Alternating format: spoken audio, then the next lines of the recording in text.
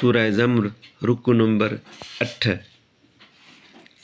ऐं काफ़िरनि खे टोलियूं टोलियूं करे दोज़ख ॾांहुं हकालबो तांजो जॾहिं उन वटि पहुचंदा तॾहिं उन जा दरवाज़ा खोलबा ऐं उन जा दारोगा खेनि चवंदा त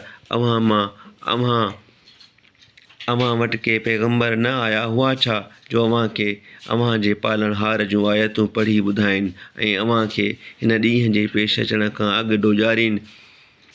चवंदा त हाओ आया हुआ, ॾेॼारियो बि हुआऊं, पर काफ़िरनि ते अज़ाब जो हुकुम साबित थियो। पोइ उन्हनि खे चइबो त दोज़ख जे दरवाज़नि मां घिड़ो मुंहिंजनि सदाईं रहंदड़ आहियो।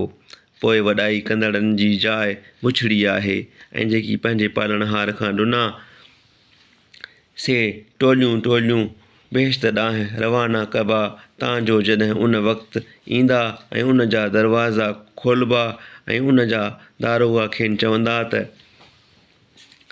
अव्हां ते सलाम हुजे, अव्हीं हाणे ख़ुशि रहो। पोइ मंझंदि हमेशह रहण लाइ घिड़ो ऐं चवंदा त सभु साराह उन ई अल्लाह खे जुगाए जंहिं पंहिंजो अंजाम असां सां सचो कयो ऐं असांखे हिन ज़मीन जो वारिस कयाईं।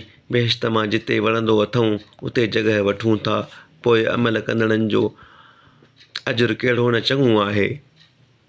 ऐं मलाइकनि खे अर्श जे चौधारी विकोड़ींदड़ ॾिसंदे पंहिंजे पालणहार जी साराह सां गॾु पाकाई बयानु कंदा आहिनि ऐं उन्हनि जे विच में इंसाफ़ जो हुकुम कबो ऐं आख़िर में चयो वेंदो त सभु साराह जहाननि जे पालणहार अल्लाह खे जुगाए।